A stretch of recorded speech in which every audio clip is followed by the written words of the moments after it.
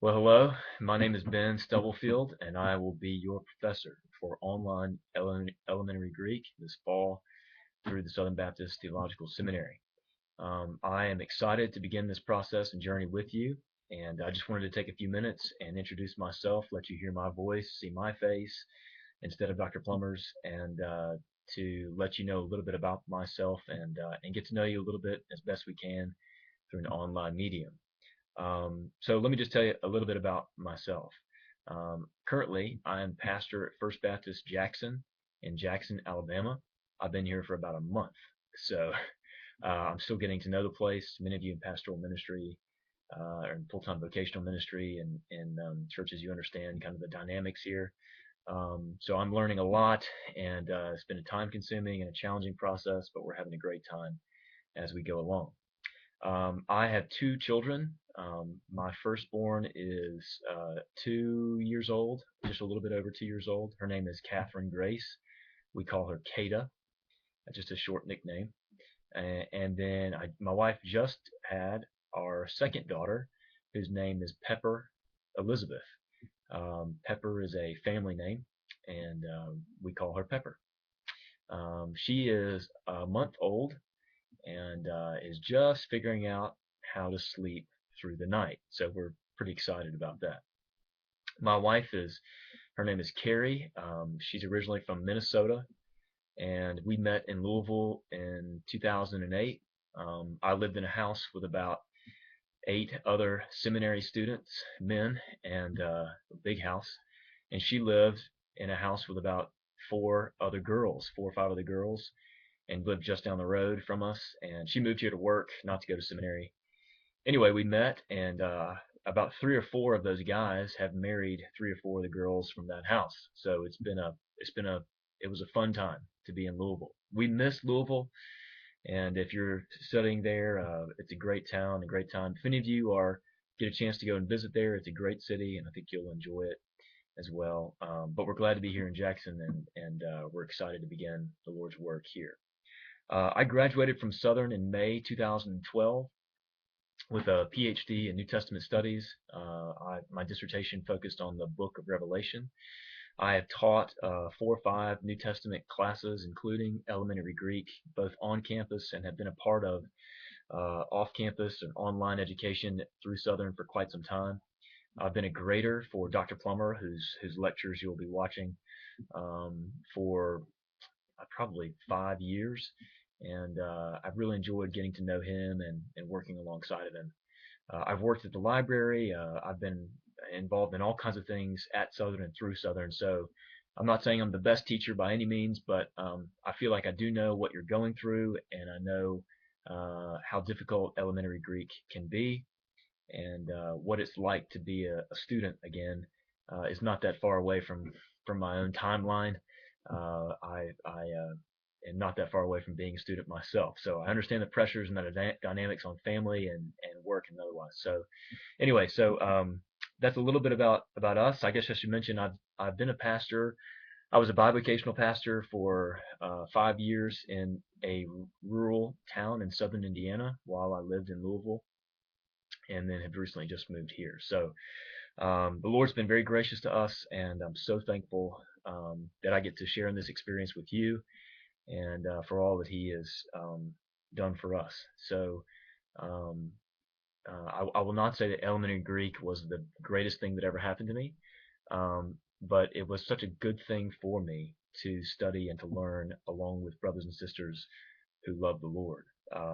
It's been definitely a great thing for my own preaching ministry and teaching ministry, and it certainly has enhanced my understanding of God to study Him um, closely by the instruction of the original languages.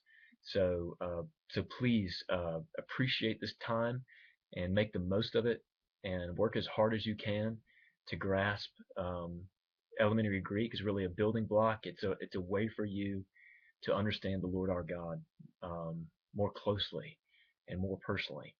And so I know it's going to be a difficult journey for many of you. It will be hard to keep all these terms and to do the homework and to keep learning vocabulary words. It's not easy. but there is a reward, and so I want to encourage you to work hard at it. And it's a good thing for you to do, and it's a good practice and exercise as future ministers or current ministers of the gospel of our Lord's grace. So again, I want to welcome you to the class and say again, thank you for being a part of this class. I think you're going to really enjoy it. Dr. Plummer's lectures are very interactive, and he is a great lecturer and teacher. And so I'm looking forward to watching them again with you and to enjoying his style and teaching method. I want to encourage you just to look again at the syllabus and make sure you've understood all the terms of the syllabus. One quick question I wanted to address with you. Some of you asked me, when is the first quiz is soon due? And that's true. The first quiz is up, and you should take that quiz sometime soon. However, you won't have to show me that quiz until the first midterm is due. In other words, I'm not going to grade the quiz. I'm not going to record the quiz in my grade book until you send the packet of information along with midterm one in to me, whether you send a hard copy or whether you scan and email it to me. So again, quizzes 1 through 6 and midterm 1 are going to be due all together as kind of a single packet. And you'll either scan them and email them to me, or you will make a hard copy and mail them to me, and then I'll try to get those back to you as soon as possible. If there are any other questions about that, please see the syllabus. I think it's pretty clear from there, but I just wanted to spend a few seconds and clarify that with you. Please think of me as a resource for you. Our relationship will work best if you communicate with me pretty regularly. And so if you have questions or comments, or if you would like me to clarify things, don't hesitate to do that by email. I would love to, or phone. I think my phone is listed on the syllabus. So I'll be happy to communicate with you as quickly as possible. But that it also means you should be working pretty diligently to stay on course with the recommended guidelines of the syllabus, so that you don't fall behind, and you can ask questions at the appropriate time throughout the course. The last thing I want to say is that I think you're going to do great. I really believe that y'all are going to do well and succeed in the class.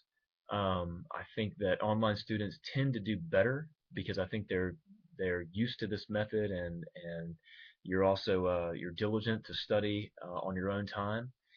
There's a lot of freedom that comes with an online class, and with freedom can come a lot of dangers because we might be, we might put things off and not get them done as quickly as we should. So on that note, I just want to tell you just a couple things. Number one, be diligent. Online Greek takes a lot of work, and students get overwhelmed very quickly because the first couple of quizzes are pretty easy, and then all of a sudden by quiz 6, 7, 8, they realize that they didn't know the early material as well as they thought they did. So elementary Greek takes a lot of work. You've really got to put in the time every day to be a diligent student.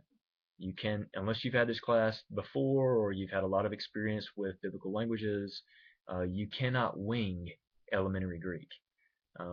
It becomes very obvious around the second midterm if you're not putting in the necessary amount of time to succeed. It also matters that you do not cheat. So I know it sounds obvious, but it's easy for a lot of students to download the PDF quizzes early, memorize the questions, and then reproduce the right answers, which is of course not the way to take the quiz. But it's very easy to do that and give yourself the impression that you've learned something, when in fact you're just cheating yourself and your future ministry. The third thing I want to say to you is that you need to work diligently and try to work ahead. And if you have questions and as things come up, let me know as soon as possible so that I can help walk you through that. The last thing I want to say is that it's a position of privilege to walk with you through this. It is a joy. I love doing it. I wish I could to meet each one of you personally and could spend time with you individually. But this is a really great thing that you're about to do. It's going to be great for you. It's going to be great for people who will be under your ministry in the future. It'll be great for your theology. It'll be great for your just personality. It helps you train and grow and be disciplined. It's just a good thing all around for us to do together. And I'll say this to you, last thing. I hate losing students out of elementary Greek.